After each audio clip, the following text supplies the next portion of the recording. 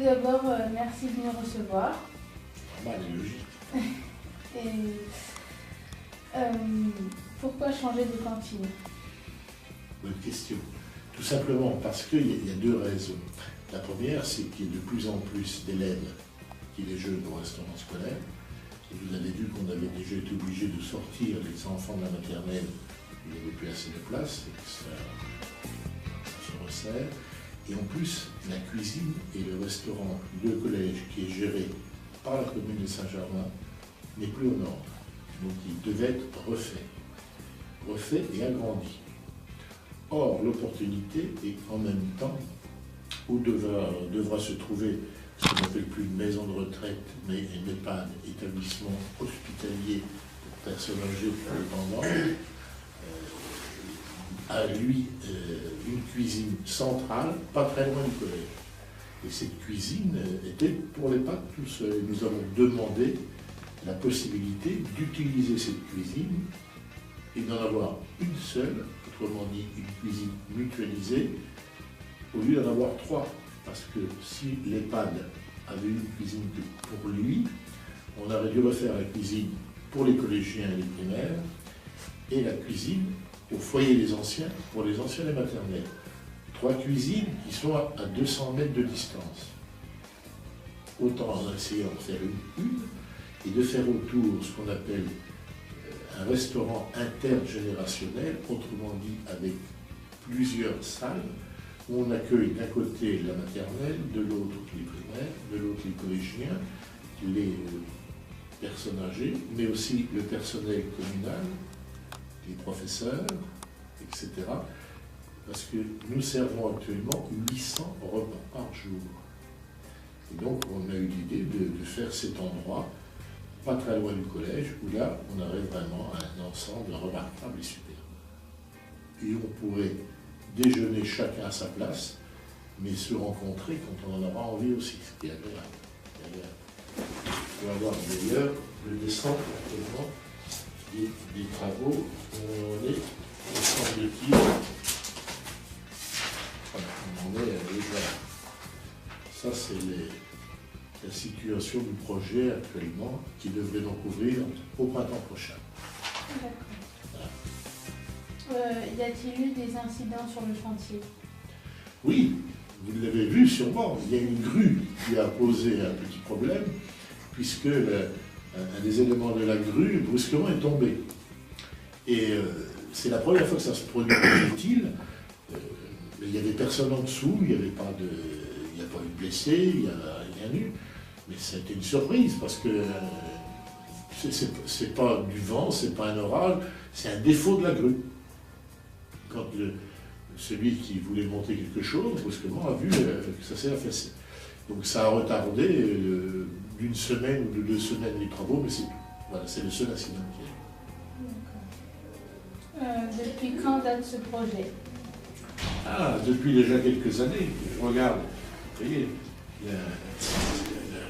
lundi prochain, c'est en discussion à la communauté d'agglomération qui va nous aider. Vous voyez, donc ce projet date de 2007-2008. Vous voyez, ça fait déjà 5-6 ans, à peu près.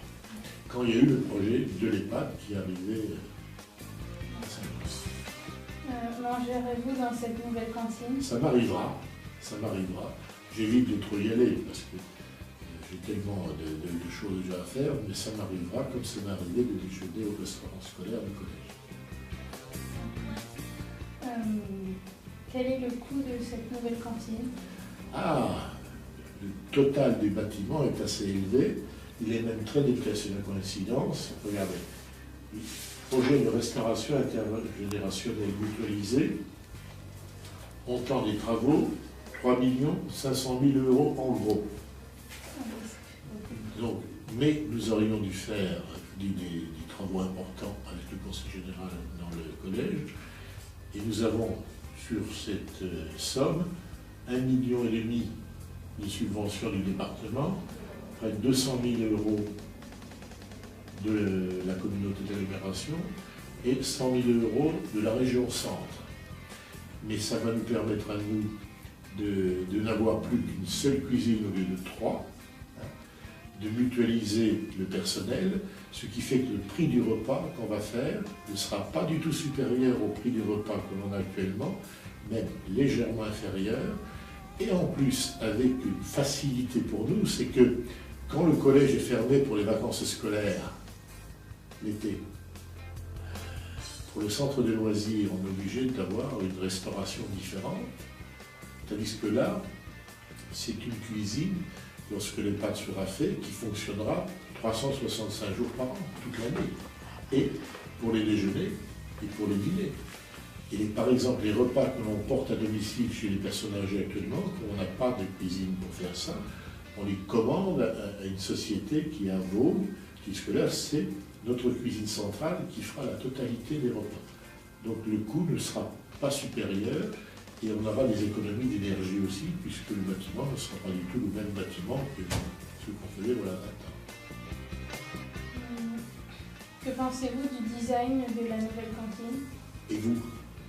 Bah, Vous l'avez vu, vous avez montré la photo. je trouve que c'est moderne, Ça va être très agréable, puisque c'est demi-cercle, très aéré, avec des baies vitrées partout, avec devant un chemin piéton qui s'appelle maintenant l'allée Pierre Ferronnet, du nom du résistant déporté qui est décédé cette année. Et ça va être un endroit agréable, puisque tout le secteur sera piétonnier, y compris le cheminement qui permettra aux collégiens d'aller au collège à la restauration, puisque là, on va protéger ce secteur avec du grillage.